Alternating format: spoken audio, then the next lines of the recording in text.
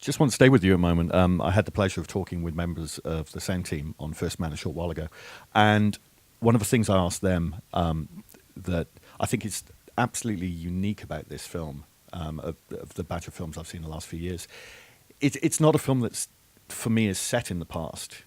It's very much a film that I feel was filmed in the past, filmed in that moment when the action unfolds.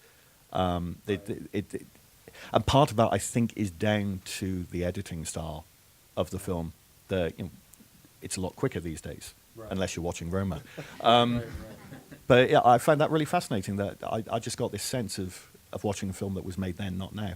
Was that a discussion that you had in terms of the Pennebakers? And a little bit. I mean, just in that Damien really wanted it to feel like, he wanted to channel those movies. And so it definitely, came my way in terms of the editing, but it was also, I was really just taking what was in the footage. So Lena Sandgren, a cinematographer, shot a lot of it. He tried to shoot all of it verite, but some of it, again, was very improvised. And in the case of scenes at home, but also Mission Control, they would stage a lot of these scenes like Mission Control, like one long stage play, where every person in Mission Control had scripted dialogue, and the cameras would just follow people around like a documentary, and every take would be different. And there would be these little anomalies, these camera things like focus racks and snap zooms and pans and a certain sort of messiness that Damien and I thought was really cool when we saw that in dailies, and thought we could really use those things, or that we would be allowed to use them, and that was different from La La Land and Whiplash, and it's funny because Lena Sandgren saw an early rough cut of the movie, and he talked to me about it afterwards, and he was surprised that I had used some of the stuff, messy camera move and this and that, but he liked it. But he was surprised because I think when he was shooting it, he wasn't merely trying to replicate verite. These little things were just a means to an end, like he was really covering the action like a documentary, like you would a documentary camera person. It's just that when I saw that stuff, I thought that was exciting. I thought, number one, the style of the movie allowed for that. So it just meant that we actually could feature more performance stuff that you might otherwise not be able to use. In other words, if there was something, if the focus was soft or something was messy, it was still fair game, But also in certain scenes, like some of the press conference scenes, there was a way that Damien wanted those to be. He wanted to really feel the cuts, like he wanted those to feel like an attack on Neil Armstrong. And so there's a place where we could use some of those things, those snap zooms and things, just for punctuation. So it was a lot of fun, but it was different from the previous adventures we had. Hank, Tom just used the word precision. One of the things that struck me when I saw Vice was the level of precision to the whole film. It was incredible how it's pieced together.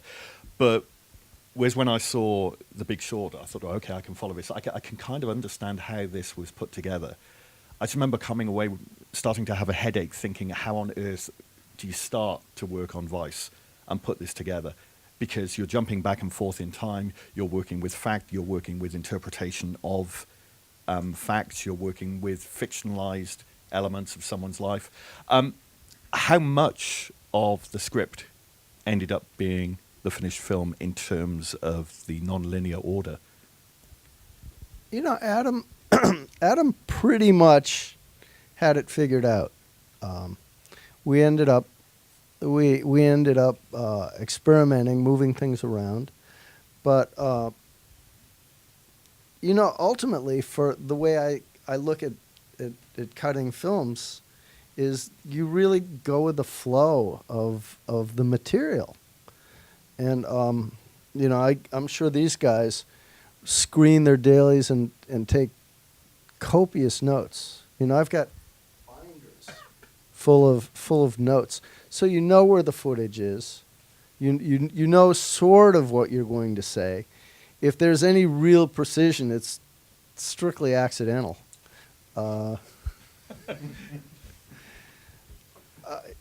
I'm sorry. Did that? No, answer- no, no. Yeah, I guess let's move on.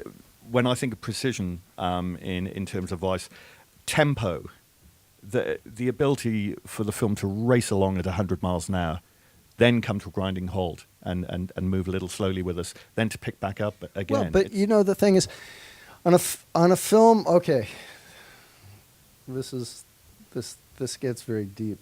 They're a That's a very good deep thing. audience. It's, No, but you know, the thing is, on a film like this, you have the facts which have been vetted, and then you have the humaneness, the humanity, and we would think of it almost as emotional realism. So you'd have the facts, but they'd become overwhelming. So you'd have to feel where you wanted to slow the film down.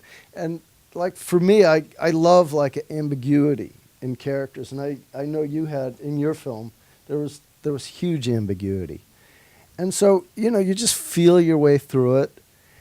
And we had the luxury, the dubious luxury of having many test screenings. So we would just screen the film through other people's eyes, and it wouldn't be for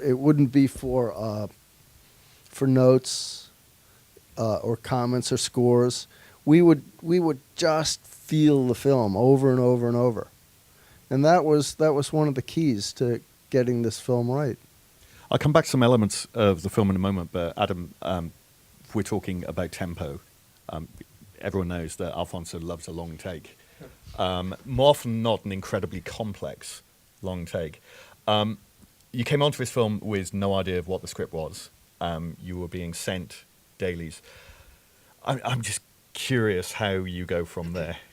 Well, it was quite easy to read when the footage was coming in with the camera moves and the blocking of working out where he wanted to go with it. So it wasn't that it was too much of a puzzle to start with, to build it. It was really kind of just finding that rhythm to follow it. So what Alfonso did on this, and it's great having an editor behind the camera, is he understood he wanted like longer tails and handles on all of his shots. So he would leave the camera rolling maybe up to a minute, or after kind of the dialogue had finished, just let the scene play out, and he would let the actors kind of maybe ad-lib or continue to live in the moment and just let the camera roll. So we had the options of, we didn't have to cheat anything. We had these like very, very long elements to kind of cut in and out of, sometimes minutes. So I think that was kind of the most challenging element of finding that rhythm. But the rhythm was really, it was following the pace of the footage. Like it's being set in that first shot with the water coming in. So you can feel the flow, and then the long camera pan around and then following Cleo up the house. So it was just trying to follow it elegantly and not to break the flow. Within that, you're still cutting. It's just one of those things I find really fascinating with Alfonso, looking back to Children of Men and the extraordinary childbirth sequence, of still knowing when you need to make that cut at the end. And that thing fascinates me. You just mentioned the opening shot, which is stunning, not only trying to work out what we're looking at, but then suddenly seeing the reflection of the plane going across the floor, going across the sky. As you worked on your own on it, and Alfonso was also working, how much freedom did you have to sort of play around with things, or did you guess pretty quickly? For when I was working on my own, that was just for me to learn the footage. So Okay. Day one, that's all out. We start again from scene one and just work through it. So it's really just to kind of understand where we're going with it. So the challenge was the amount of shots that he would be shooting. So a good example, well, our max example is the scene in the hail where Cleo tells Sophia that she's pregnant. He shot that 60 times, and that's a 3-minute 45 shot. So when I line all those down, that's 3 hours of dailies for the same thing. And there's lots of little differences in it as well. So he was still experimenting with attention within the family. So because the actors were getting sides each day, he would be giving different kids different sides. So they might have different bits of dialogue because he was trying to create this tension in the shot, and people would talk over each other. So we ended up with different options and strong options. So it was a decision-making process of just finding where we wanted to go in that. And I think just making that select at 2 days in the cutting room of just reviewing, talking about it, experimenting. Sometimes we would put a couple of different versions in and see how that would play, because you would find that it would affect something else. If we ever changed a shot, then we were then trawling through scenes either side to make sure that that rhythm would then follow it. So, but then once we kind of had that built up, it was just a moment of just doing passes on it. So having to tackle it in long runs to make sure we kind of had that correct rhythm going through. And going back to the Hale one, actually I only realised this the other day. I was just looking at some of the bits, kind of pulling some elements. And the last line of dialogue, so when we've kind of finished that scene where they just relax and they settle, is about 12 seconds before we then cut to the next scene. So we're kind of just setting these beats. So we're trying to not make any cut on comment, just to let you then take it in and just gently move along.